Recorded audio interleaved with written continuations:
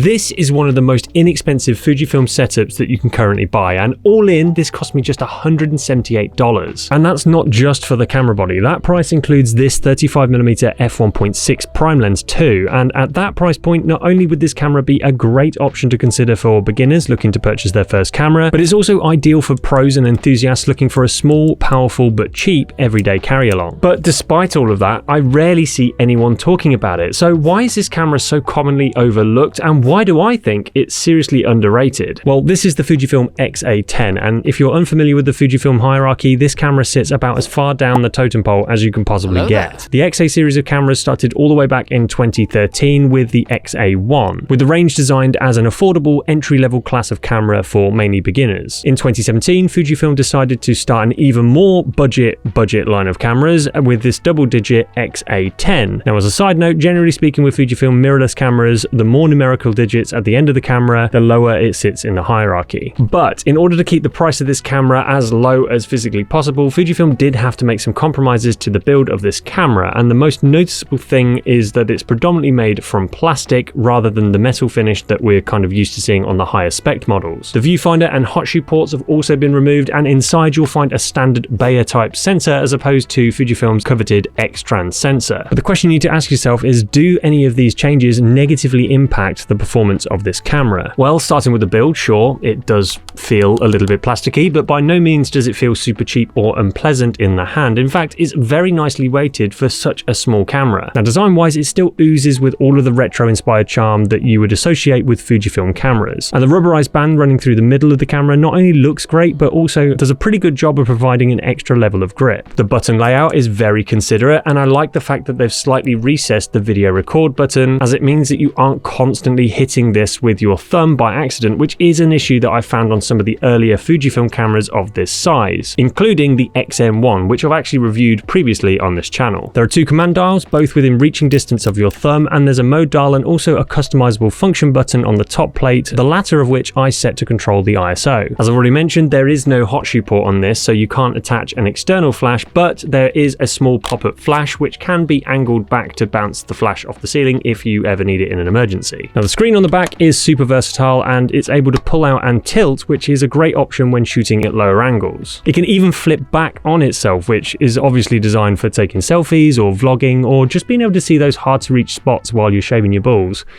I've definitely not tried that. Now, the only slight downside is that the screen is quite low resolution by today's standards, which does mean that it's a little bit tricky to determine whether your photo is sharp and in focus or not. When using an autofocus lens, that isn't too much of an issue because you can just rely on the focus, but when using manual lenses, there is an element of guesswork involved, which is where having an EVF would certainly come in handy. But like most things in life, you just can't have everything, and actually by shedding itself of a viewfinder, it is able to benefit from having a much smaller frame, meaning that when paired with an equally small lens like this camera is actually borderline pocketable. Now, I mean, sure, it's not going to fit in your jeans pocket, but it will sit happily in your coat or jacket. Speaking of lenses, I will get onto talking about this bad boy on the front, because this particular lens has a whole story of its own that you'll definitely want to hear about. But for now, let's talk about what sits behind the lens. This camera houses a 16 megapixel Bayer sensor, which unfortunately is often the main reason why people just outright dismiss this camera, because it's not one of Fujifilm's homegrown X-Trans sensors, and personally I think that's a mistake. Now, without boring you too much, the main difference between a Bayer and an X-Trans sensor is essentially the layout of the color filters. Basically, rather than adopting a standard grid pattern like this Bayer sensor, the X-Trans sensor uses this alternative layout. Why? Well, in a nutshell, it basically helps to remove things like moire, which is this weird kind of camera effect that's caused by small repeating patterns, which in turn means that they don't need to add a low pass filter in front of the sensor, and by removing this filter, it helps to just improve overall image sharpness. The question is, does any of that really matter? Well, the photos this camera produces are, in my opinion, just as good as any other Fujifilm camera that I've ever shot with. Now, although I'll admit I haven't performed any kind of extensive scientific testing to compare this sensor with the X-Trans sensor, after looking at numerous comparisons online by other photographers, the general consensus seems to be that there really isn't any noticeable difference between the two results. But don't just take my word for it, and if you are curious to see for yourself, then I would recommend looking at this video for some side-by-side comparisons. Now, I'm almost certain at this point that there will be somebody who is currently watching this video red-faced, sat behind their computer, and is about to write me a lovely little novel in the comment section about how wrong I am and why the X-Trans sensor is clearly the superior option. And as much as I'm really looking forward to reading that, all I really care about as a photographer is the results, and this camera is more than capable of delivering in that sense. This camera still benefits from a good selection of Fujifilm's film simulation modes, including the very popular classic chrome. So if you did want to bypass the editing stage altogether, you can certainly capture some lovely looking JPEG images straight out of the camera. But if you do enjoy the editing process, of course, this camera can shoot in RAW too. And as far as I can tell, these RAWs were just as flexible and easy to work with as images that I've shot previously with any of the X-Trans sensors. Now, if you're looking at these images and you are fairly impressed with them, then I should also mention that all of these photos so far have been taken with a lens that cost me just $13.